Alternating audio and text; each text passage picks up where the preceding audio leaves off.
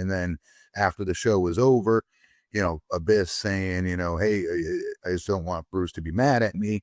Like people taking like a piss at him for it, kind of like making fun of him of Chris for that. And these are people that have worked with him before. So I didn't like that. I didn't like the cheap shots because when I was a TNA and I first got there, like sometimes the guys would joke like, hey, when you work Abyss, you're going to see he's always going to come up after the match and say, hey, are you mad at me? Or he's going to ask the producer that after the match. That's his way of saying, hey, did you like the match? And I never was annoyed by that. I never really noticed it. And if I did ever hear him say that after like one of our matches or any of after his matches back when he was Abyss, one of the best big men, I'm being dead serious. He's one of the best big men that have never wrestled in WWE. He could have made a crap load of money with Undertaker and Kane. Trust me on that. If he ever decided to go, but he was loyal to TNA at the time. I will say this. I always appreciated that passion from him, that he cared that much. You don't make fun of somebody because he cares that much. Okay, that's his way of saying, hey, did you like this? You didn't like it? Well, what can we do better? That's always how he's done it with, hey, are you mad at me? I never thought that was something to make fun of or laugh at. Instead, I was like, I'd want to work that guy. And I ended up getting to work in 3 pay-per-views in a row. He helped bring me up to that next level I needed to get at before it's finally fed to Main Event Mafia and put in my very first pay-per-view main event match at TNA, and then ended up doing, I think, another 7 more pay-per-view main events before my time up was there after I retired in 2014. But again, Abyss was one of the first people to put me on that map kind of beating a major star in that company that a lot of people thought the world of.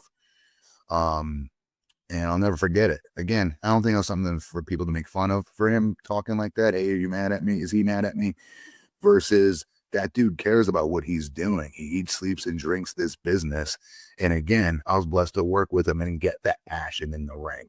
Loved working with him, and I consider him a friend. Yeah, obviously he's a good dude, and he Great just guy. comes across on that show as like the nicest guy in the world. I don't think Right? that's a bad thing. Me too. It's like was banging putting puppies in a pillowcase and smacking them against a brick wall. Was that market already cornered or something? Like, so this was come on, man. He's the nicest guy on the planet. Everybody universally says it because it's true. Yeah. But if you're my age, we're more protective over not kayfabe, because kayfabe's dead, right? But still kind of not giving the fans everything and keeping them in suspense and guessing who you are and what you do in real life. I'd make the counterpart, and what I'm seeing a lot of, and so have you, Raj, I think we all have, especially like on wrestling Twitter, fans that are younger do care what that person's like in real life. I'm going to argue just as much as they do the actual character development of whoever the character is. So these people being good people in real life, I think only helps that baby face out all the more. Now, if you're a heel and you're doing that stuff and they're showing the, like the tender side of you and you with your animals and etc. on that show, I'm as a heel, I'm like, come on, dude, you're gonna show all that stuff. Show me, like, I don't know, pushing some kid in the pool or something. I don't know, something where I'm looking like a jerk. Yeah. Yeah. I'm only 3 episodes in. I haven't finished it yet. I think a lot of people, there are some reporters that were crapping on it for I just felt like for no reason. Yes. Like it was being overcritical over, oh, this is a bunch of BS. And 3 episodes in, there was nothing in there that was like seemed overtly Business is dead now. It's ruined. right. No. Yeah, exactly. There are a couple things I wish they didn't show that much of, like how produced the matches are, where but he's like, okay, we got to take out the Anaconda Vice, when Abyss was saying that.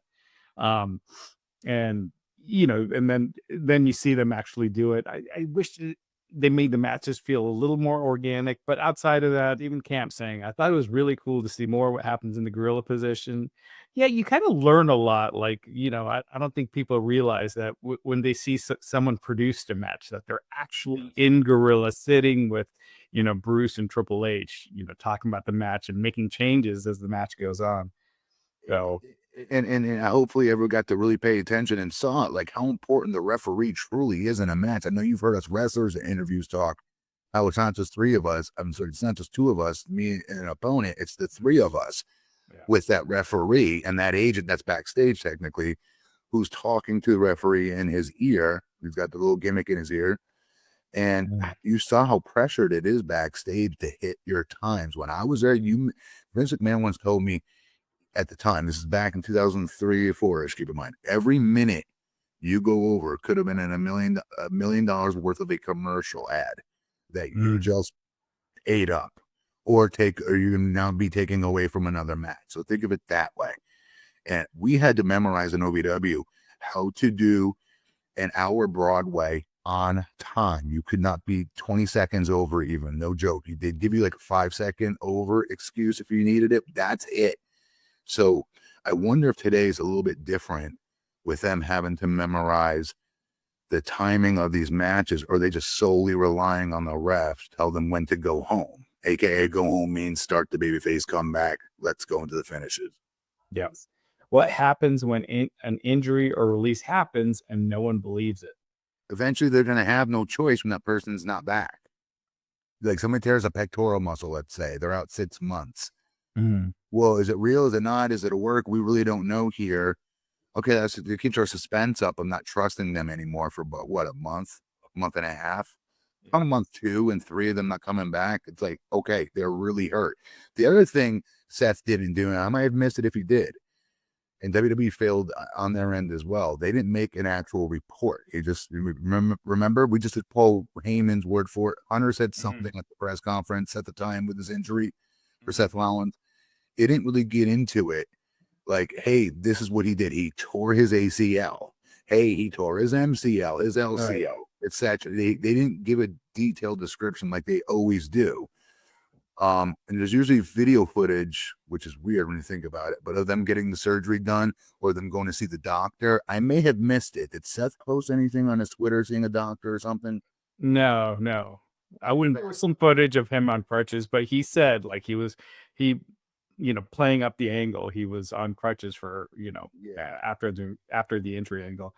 It's one of those things in today's day and age that you almost have to do stuff like that here and there, because if you want to really make that Seth Rollins cash in a surprise and you don't go all the way with it, and you had him go backstage and he's totally fine, that's going to get out immediately. It can be a dangerous, line to cross when you're working the talent too often. But once in a while, I feel like you really want to get that surprise over. That's what you got to do nowadays. Like, for instance, the Unreal series, I think they're foolish if they don't be overtly obvious with it, but do it once in the series somewhere where you completely gimmick something, right? And everybody thinks they're seeing the behind the scenes footage of something that leads to something. Kind of like, remember when Kevin Owens knocked out Cody in the parking lot and they trusted the fans would somehow get a video of that? Yeah. That kind of stuff is so precious. I love that kind of stuff.